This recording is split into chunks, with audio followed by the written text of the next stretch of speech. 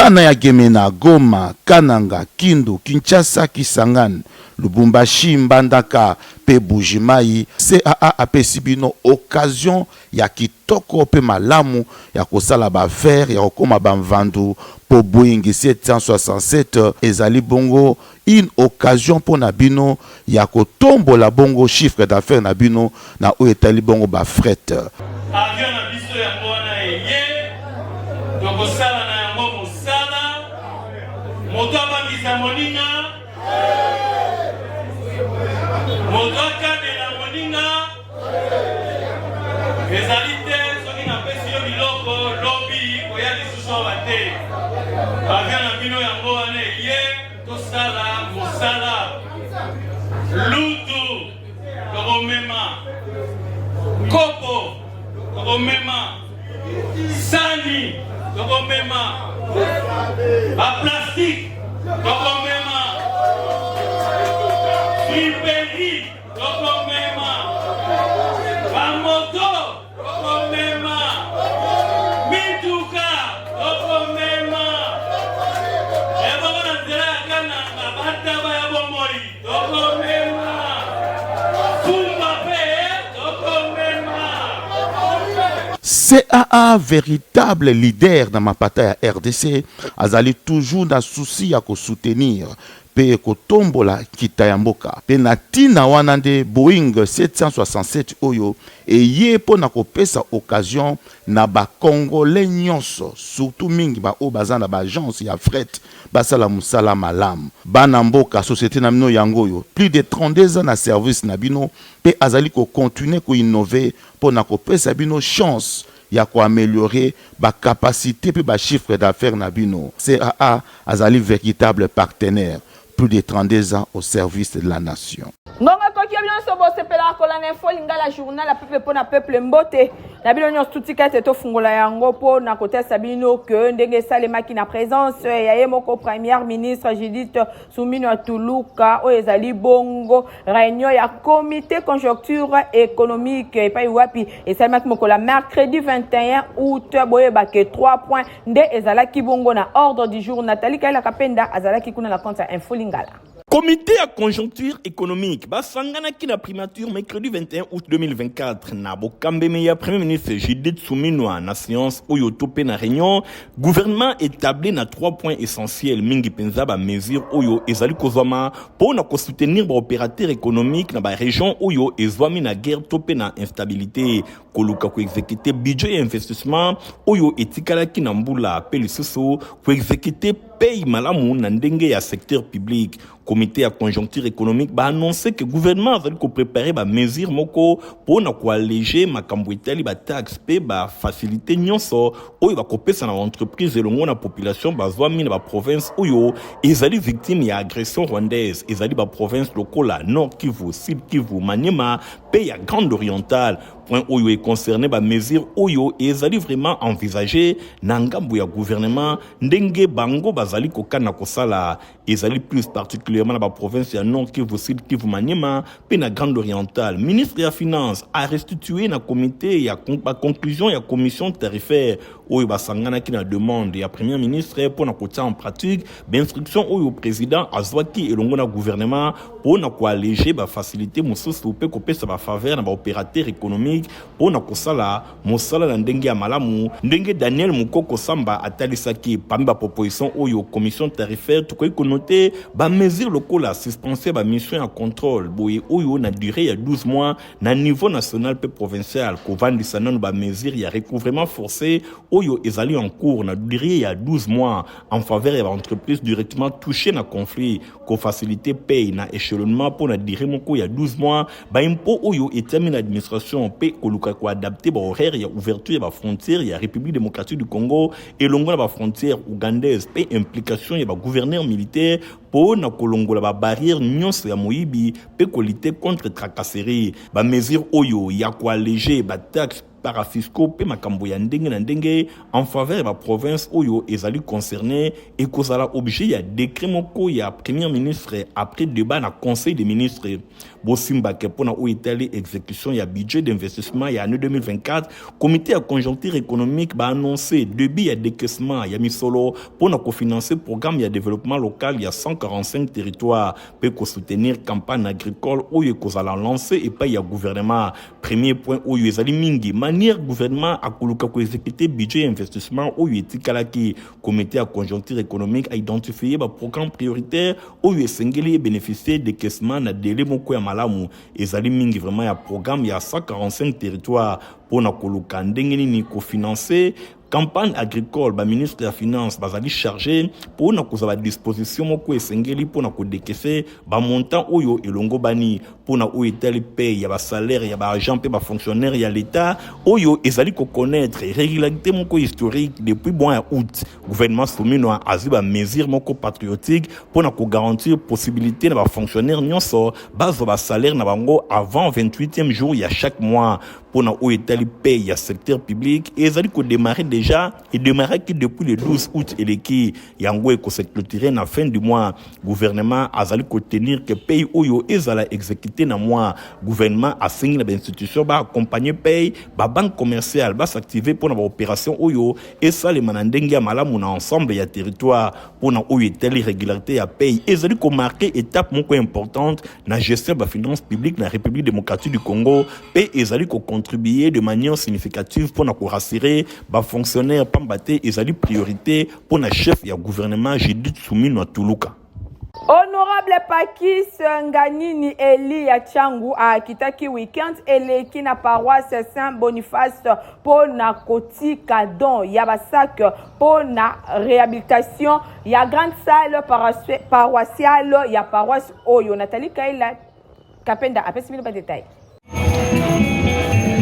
Na vacances parlementaires Antimi Kola la Pongite a kozala toujours na terrain pona koyeba nini ezali kotungisa population na ye. Honorable Paki Nganini Atabakutuba ye alobi ba électeur na ye bakozanga lisusu eloko te akitaki awa na paroisse Saint-Boniface na commune ya Kimbanteke. Apôtre ya dynamique Guylaine Yembo, honorable Paki Nganini Atabakutuba apesi don na ba CVB communauté ecclésiastique de base Batorche moderne po esunga bango na ba rencontre na bango ya butu chouchou ya bana ya Changu asuka kikaka bongo te apesi ki lisusu don ya mbongo équivalent à 100 sacs ya ciment pour na réhabilitation ya grande salle paroissiale ya paroisse Saint-Boniface et sengo zalaki makasi na ba fidèle ya paroisse Oyo komona geste ya kitoko boye. Je profitais également pendant cette période de vacances parlementaires parce que lors de la campagne électorale, je vais constater quelques difficultés au niveau des CVB d'entretien. C'est ainsi que j'avais bien voulu donner quelques torches à tous les CVB polaires de la grande salle paroissiale. Nous avons commencé avec un lot de 100 sacs de ciment, ce n'est qu'un demi. Et au fur et à mesure de l'évolution de travaux, nous allons toujours mettre la main dans la pâte pour que les travaux puissent aboutir jusqu'à leur fin. Après célébration eucharistique, Oyo a participé qui awa na paroisse Saint-Boniface ya Kimbanteke, député le plus élu ya Changu, Paki Nganini Atabakutuba, akitaki lisusu na masina awa ayamamaki kitoko na regroupement kibonga ya communauté Yanzi lokola azali couronné notable ya Kwilu basepelaki makasi komona mwana na bango akomi député bosimbake eza pona mbala ya liboso regroupement kibonga bazwa député fierté pona bango komona mwana na bango ako défendre bango valablement.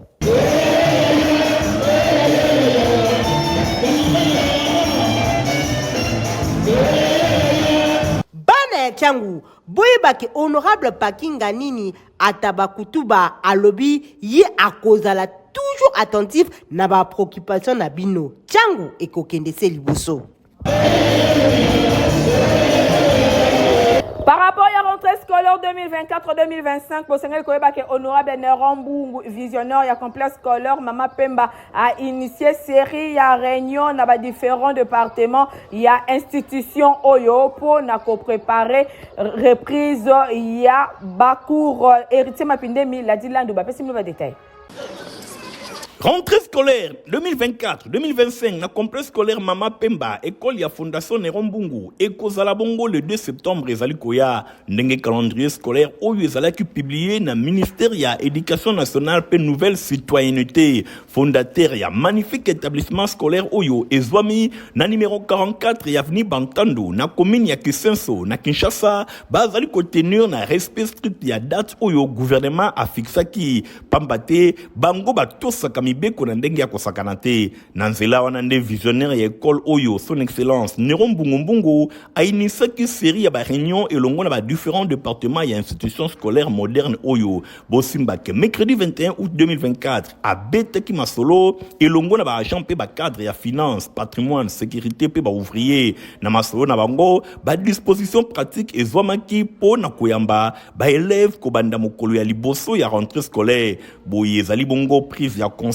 pour na moto nyonso ayeba na ko respecter ba attribution na ye pour na ko préparer formation moko ya makasi pour na bana boye grand éducateur le numéro 1 ya complexe scolaire Mama Pemba honorable Nerombungu a saisi qui opportunité pour na ko senga na ba parents nyonso ba bongama pour na ko accompagner école oyo na formation ya bana boye visionnaire Nerombungu a sengi na ba nouveau candidat ba kende na lombango komi komisa na complexe scolaire Mama Pemba où ezali meilleure école ya contrée oyo pambate bakokoma ba futur cadre ya mboka natina wana ba place ezali vraiment limité ndenge honorable Nerombungu atalisaki pe a lancé appel na ba anciens élèves nyonso ba le kapo na ko confirmer ba place na bango akobaki na mission na ye honorable Nerombungu akosala exercice au lycée mokolo ya jeudi 22 août longo na ba enseignant pe poste ezali koya culte moko scolaire et kozala organisé po na kotika année scolaire 2024-2025 et pa ya Nzambe ndenge ezalaka lokola mumesano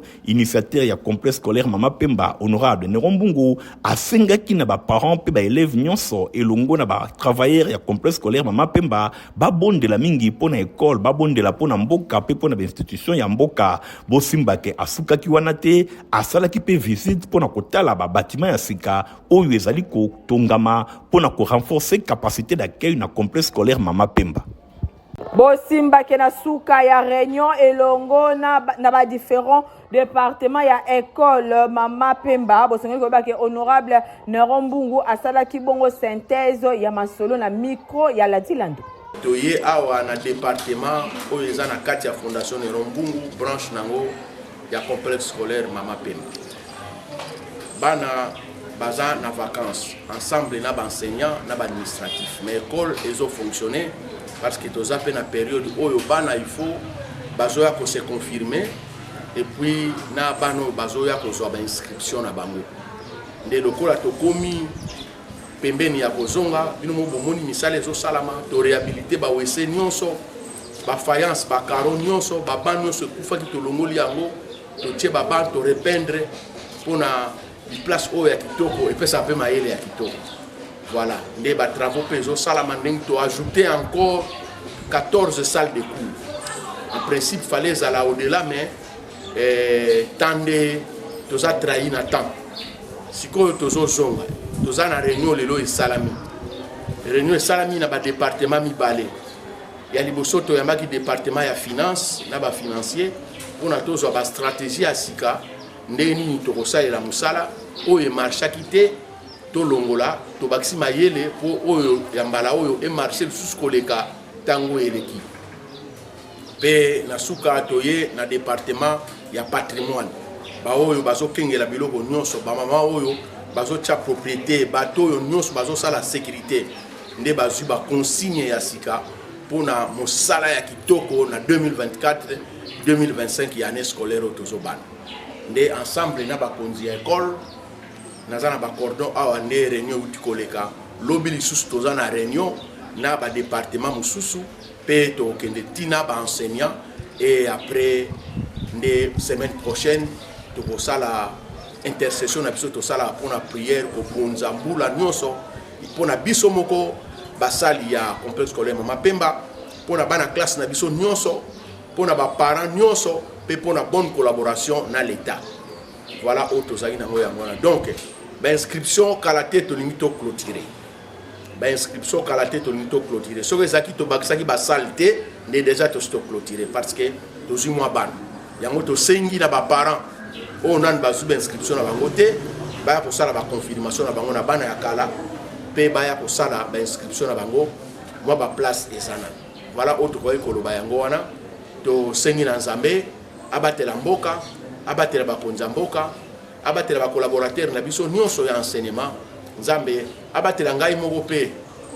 oyo atie pona ko gérer école ya Mama Pemba pe personnel nyonso abatela biso abatela ba parents batili biso bana pe bana classe na biso nyonso pour que to kutala malamu to banda mbula pe malamu to sukisa mbula malamu. Voilà oyo et sanctionner maloba na biso sikoyo na auto ko sala comme activité lelo yango wana pe to lancer appel pa ya bakonzi ba réunion etikali ba informer déjà bato ba ozala pona bokobi malamu ya année scolaire 2024-2025. RDC oye oye, Fondation Nero Mbungu oye oye, Ampera Nero Mbungu Fumu Abanga Moyo oye oye, complexe scolaire Mama Pemba oye oye. Complexe scolaire Lembo ba fongo déjà la porte na bango pour na ba inscription ya année scolaire 2024-2025 kuta complexe scolaire Lembo na avenue Sandoa numéro 71 na commune ya Kasavubu Francis Konza loko kapesi no détail. Rentrée scolaire 2024-2025 awana complexe scolaire Lembo Masolo esi ebandi tata mama welisa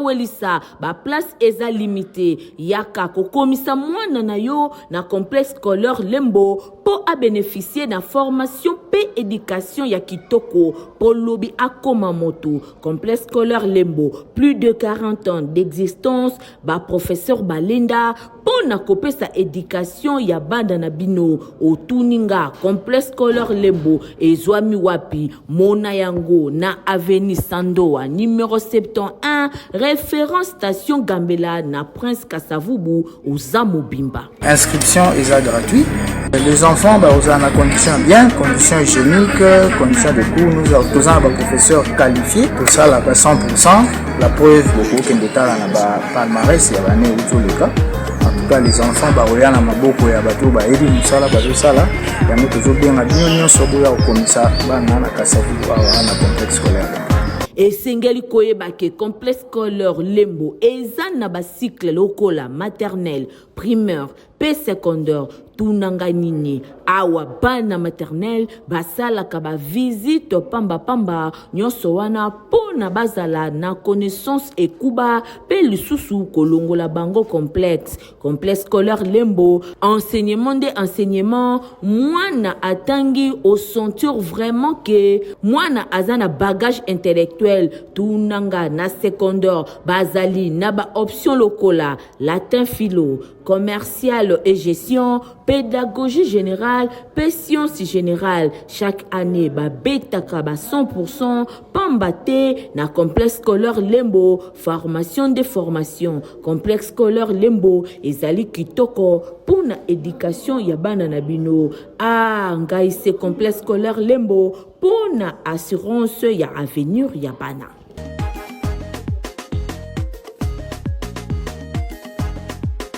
Ba inscription ici et bandi na université chrétienne catholique dans ACAM pour la année académique 2024-2025 ba frères académiques eza na primo ko ya moke Nathalie Kaila héritier mapindeni.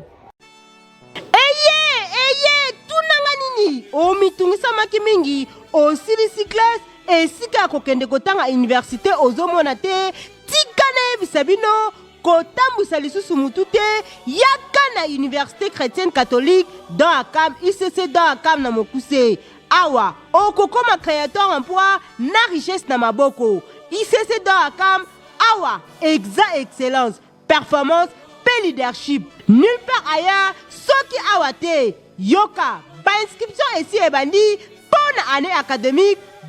2024-2025 basé na ba département lokola sciences informatiques droit sciences de l'information et de la communication, sciences de la santé, sciences sociales, administratives et politiques, sciences économiques et de gestion. Awa, chaque département est bongo na ba option na yango. En tout cas, eza université moko o eza na formation on ya bien, eza université moko o ya ke vraiment soki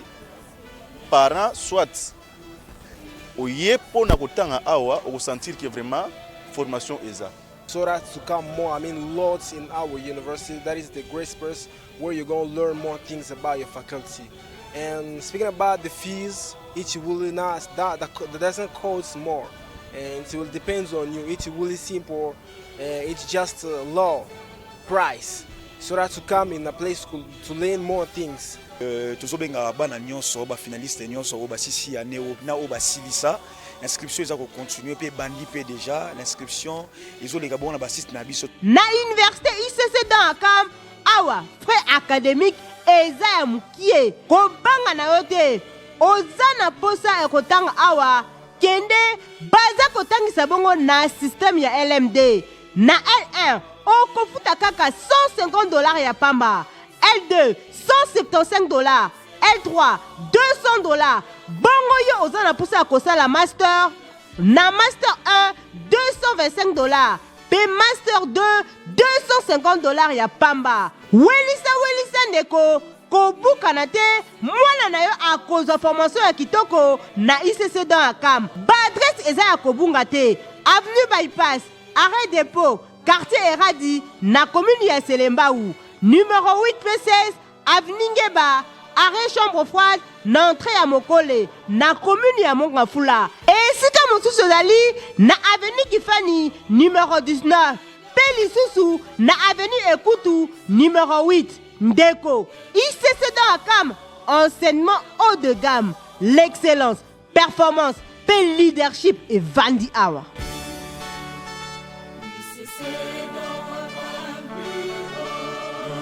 Rentrée scolaire est prévue le 2 septembre kasi lelo na ba wenze vente penza ezali malamu te ba reporter ya info lingala ba beta ki tour na wenze bolanda reportage oyo Merlin Masamba Mijo mabasi basale libino.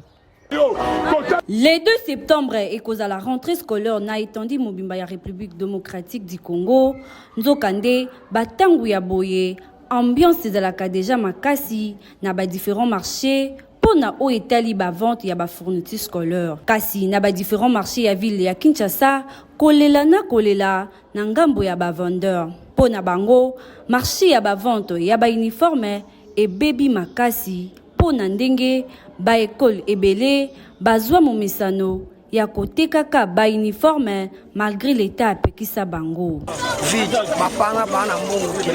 biloko cher. Donc tu comprends tout ça tout ce qu'on dit biloko yango côté et belo zomona awa basombi basate susu ba oteka ba biloko na bekol tango pesi ibeko bekol eteka ka biloko te il faut suivre ça la kolandela pe l'état atala bekol wana bekol oyo izobu so marché surtout catholique à l'équisi. Notre uniforme oyo complet au 10 000. Mon complet au 10 000. Mais la catholique est là capable de payer $10. Bah quand c'est bon journée de classe, na biloko mo zaratina. Et Sengeli Bosimba que quelques responsables de kaka bazo lekaleka pona kosomba mwa biloko. Tobandi ke na dernière semaine avant rentrer peut-être amélioration ekoki kozala mais pona ba école oyo baza ko continuer ko bukaka mibeko ya l'état na kote kaka ba uniforme et sengeli bazala sanctionner. Ça perd d'état Papa Griffe à Kambaki délégation moko monene ya RDC na Congo Brazzaville pour na ko participer na festival de la SAP héritier Mapindemi.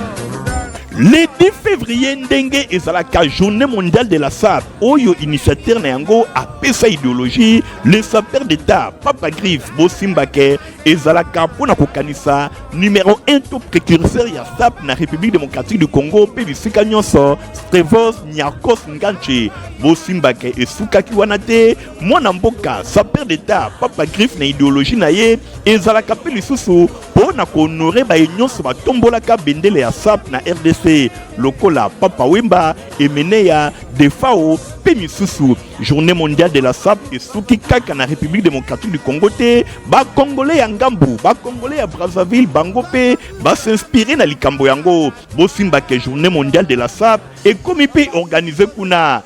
esalemaki na commune ya Wenze na Brazzaville epai wapi maire ya Wenze Marcel Goboko yende a organisaki yango. République démocratique du Congo ezalaki valablement représenté epai ya sapeur d'état Papa Griffe et longona groupe naye présidence de la SAP bango bazalaki wana ba sapeur misusu pe bautaki mikili ya poto pe bazalaki wana Bosimbake po na 8e édition bana ya Congo Brazzaville kuna mingi na commune ya Bakongo basengaki esalema kuna pambate likambo ya SAP ebanda kuna epai ya Bax kuna na Bakongo nyonso elekaki vraiment kitoko sapeur d'état Papa Griffe a défilaki elongona groupe na ye présidence de la SAP ndenge kaka bozali komona ezalaki kita elongona ba sapeur ya Congo Brazzaville kasi na suka idéologie sapeur d'état Papa Griffe azwaki trophée na maboko ya ambassadrice ya France oyo azwami kuna na Congo Brazzaville botala bino moko ndenge esengo ezalaki.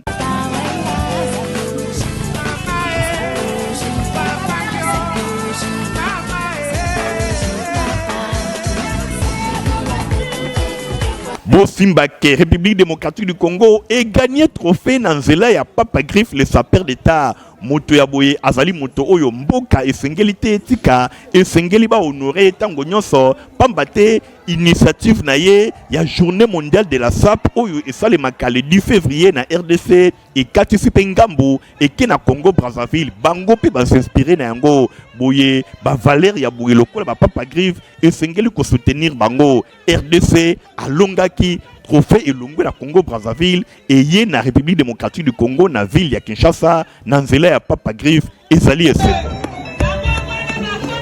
Pona kobongisa journée na ya vendredi 23 août kitoko bolanda message oyo metel sat a saleli bino.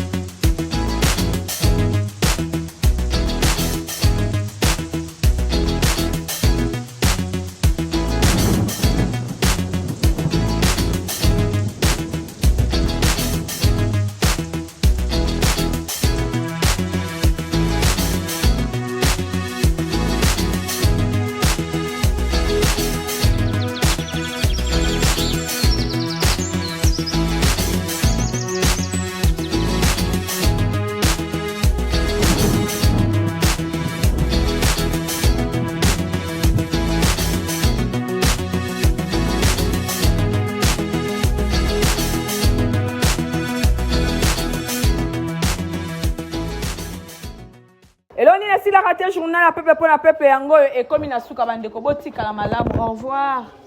Espace 55 na commune ya Kinshasa et tonda kibongo na ba délégué ya ba agence ya fret ya RDC.